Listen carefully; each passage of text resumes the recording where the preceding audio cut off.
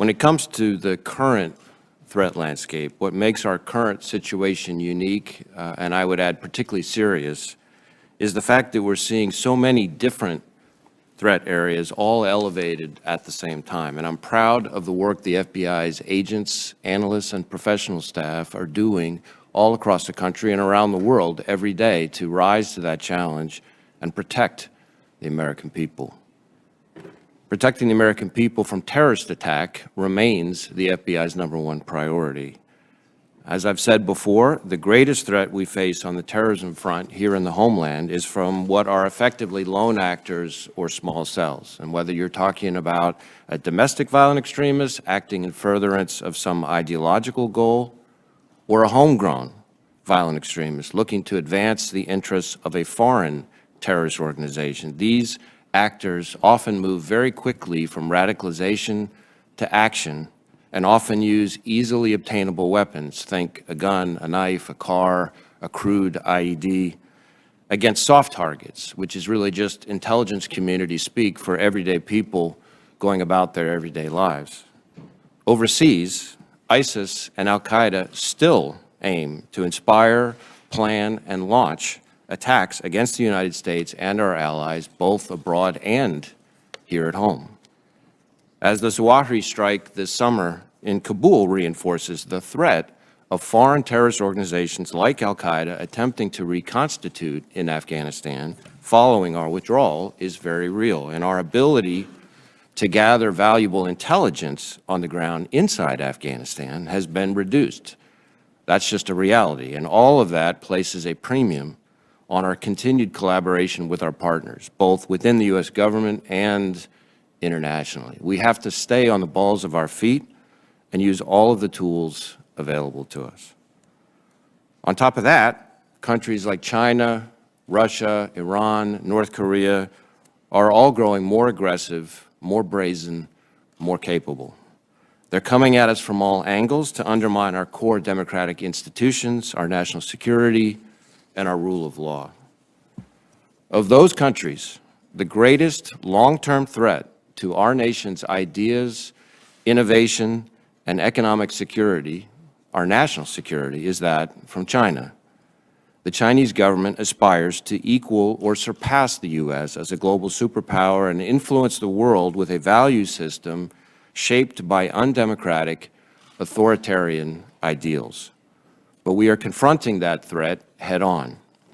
3 weeks ago, for example, we unsealed charges against 13 individuals, 10 of them Chinese intelligence officers and government officials, for a variety of criminal efforts to exert influence right here in the U.S. on behalf of Beijing. And we have scores of investigations into the China threat in all 56 FBI field offices.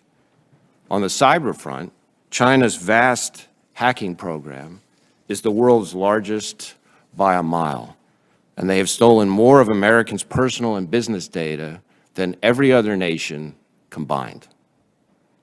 But of course, China is not our only challenge in cyberspace, not even close. The FBI's cyber investigations are growing in frequency, scale, and complexity consistent with the evolution of the threat.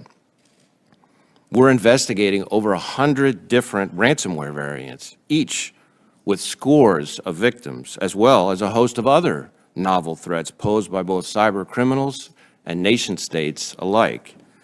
And it's becoming more and more difficult to discern where the cyber criminal activity ends and the nation-state activity begins, as the line between those two continues to blur. Just last month, for example, we announced the indictment of 3 Iranian nationals for their roles in a multi-year scheme to compromise the networks of hundreds of organizations, many of which offer critical services Americans rely on every day.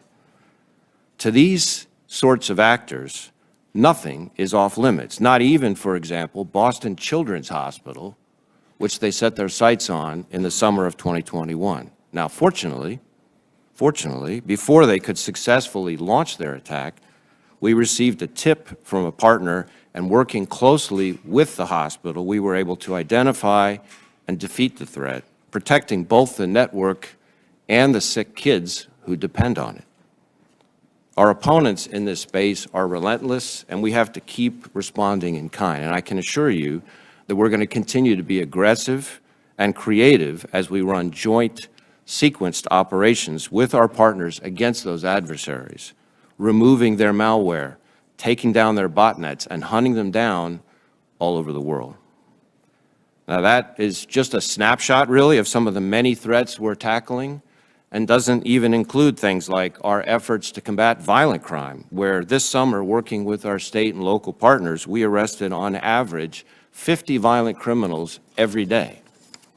Or our continued focus on human trafficking, where this August, through our annual Operation Cross Country, for instance, the FBI and our partners located more than 200 victims of human trafficking, many of them little kids. Or the work our transnational organized crime section is doing in partnership with agencies like DHS to investigate the movement of people, drugs, guns, and money into the United States across our southern border. The breadth and depth of the threats the FBI's dedicated men and women are tackling each and every day is staggering. And I continue to be inspired by their commitment to our mission of protecting the American people and upholding the Constitution. And I know we will continue to answer the call. Thank you again for having me here today, and I'd be happy to address your questions. Thanks for watching, and if you haven't already, please consider subscribing to our channel. And while you're at it, please leave us a comment. Thank you for watching.